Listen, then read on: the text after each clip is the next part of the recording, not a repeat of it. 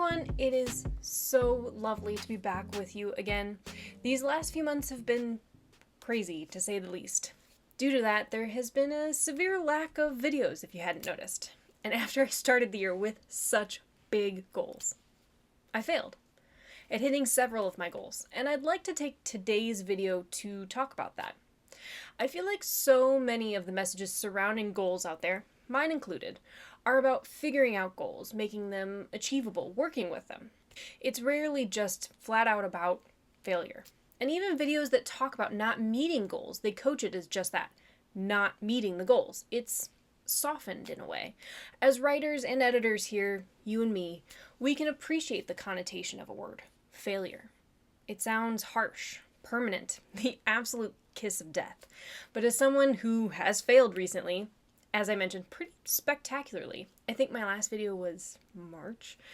I want to put it in a different light. Failure is hard. There's no getting around that. Mentally and emotionally, it's going to hit you. But when we fail, and it is a when, not an if, here are some things that I'm telling myself currently that I want you to keep in mind as well. First, you have to fail to continue to succeed. It is rare, but it can happen where someone succeeds on the first try. But to continue to succeed, that's a whole other ballpark.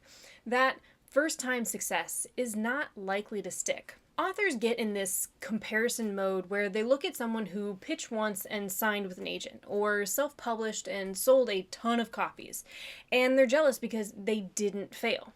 Two things on that. First, you don't know what they failed at to get to that point. And second, even if the answer is nothing, the reality of life is they're gonna have to try again in the future. And there is just as much risk of failure then, if not more. Ask any established author about when they pitched a new idea or wrote a new book. Not only were they worried about failing in general, just like they were originally, but now they have the added pressure of reader, agent, and publisher expectations.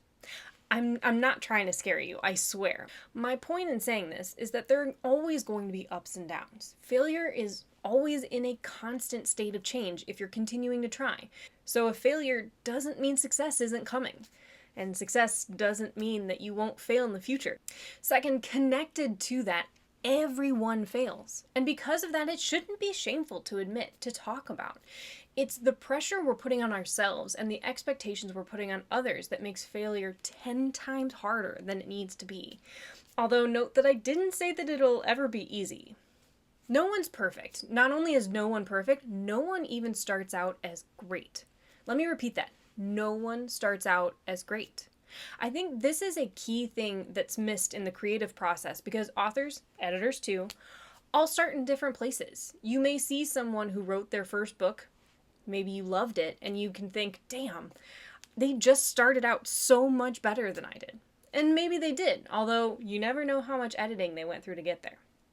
But for the sake of argument, maybe they did have a more innate skill in writing dialogue than you, or maybe their prose naturally flowed better. And that is a hard reality to accept. There are going to be things that come naturally to others that you are going to have to work to get better at. But I guarantee you that the reverse is true. It may not be as readily apparent, but it is true. Perhaps you find it easier to figure out your character motivations, write seamless scene description, or show versus tell. Maybe they wrote a great book, but it took them 10 years, whereas you wrote yours in 1. There are always 2 sides to a story. See what I did there?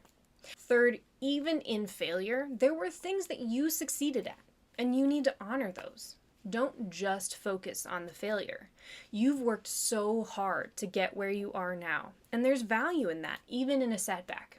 So what do I mean by that? Maybe your goal this week was to write 10,000 words and you failed. Been there. But you wrote 8,000 words, especially when you used to only be able to write 5,000 words a week. That's progress that should be honored, even in the face of failure. That's an easy example, but I want you to think about the less tangible things as well. How natural a dialogue scene felt to write this week, even if it didn't end up working in your story. How easily you plotted that last idea, even if you ended up deciding not to write the full book. Even as you failed at whatever goal you're thinking of, there are so many things that you did well, that you achieved. that you are going to take for granted because it seems easy and natural now. Honor those. Honor how far you've come, the progress you've already made, even in the face of those hard failure feelings. Fourth, failing to meet your goals doesn't make you a failure. This is probably the biggest thing that I struggle with. As creatives, as people who put their hearts and souls into projects, it can be tough to separate yourself. And for authors, it's doubly as hard. It isn't just facing the failure of getting your story on the page or getting your vision where you want it to be. It's then facing people loving or hating it, seeing a book sell or flop, seeing past decisions rise or fall. But I'll repeat, just because you fail at something you worked at doesn't make you a failure. It's hard to accept. It's something you're definitely going to have to wrestle with, as am I, and you have to process that and then move forward. I'm going to tell you a secret. Editors are just as scared of authors as authors are of editors. I may come off as cool and calm, because obviously I am, but anyone in my life can tell you after I send off an edit, I am a wreck.